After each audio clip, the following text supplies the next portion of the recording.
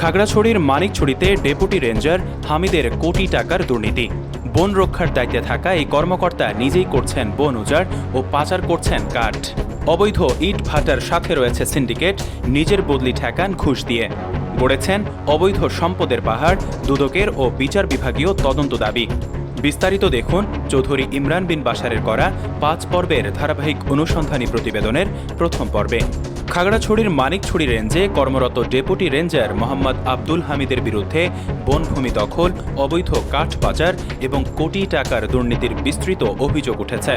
তদন্তকারী ও পরিবেশবাদী সূত্র জানায়, বন রক্ষার দায়িত্বে থাকা আব্দুল হামিদ নিজেই বন উজাড়ে সক্রিয় এবং ভুয়া পারমিট ইস্যুর মাধ্যমে অবৈধ কাঠ পাচারকে বৈধতা দিচ্ছেন। চট্টগ্রাম উত্তর বন বিভাগের হাটহাজারী রেঞ্জে কর্মজীবনের শুরু থেকেই তিনি কাঠ পাচারকারী চক্রের মূল নিয়ন্ত্রক হিসেবে অভিযুক্ত। ইচ্ছামতো রেঞ্জে বদলি হওয়ার পর তিনি রেঞ্জের বিশাল বনভূমি দখলদারের হাতে তুলে দেন এবং 156টি অবৈধ ইট ভাটার মাধ্যমে পরিবেশ দূষণ ও বন উজাড় ত্বরান্বিত করেন।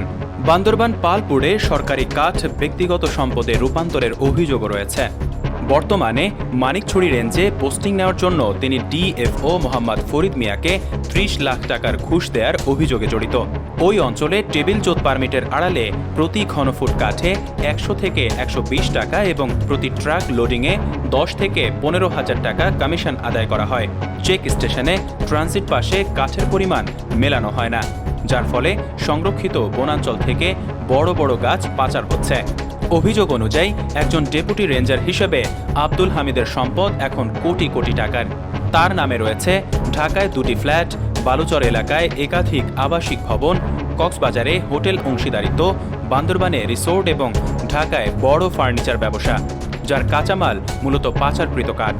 পরিবেশবাদীরা জানান, এ ধরনের কর্মকর্তা পার্বত্য অঞ্চলের জীববৈচিত্র্যকে মারাত্মক হুমকির মুখে ফেলেছেন।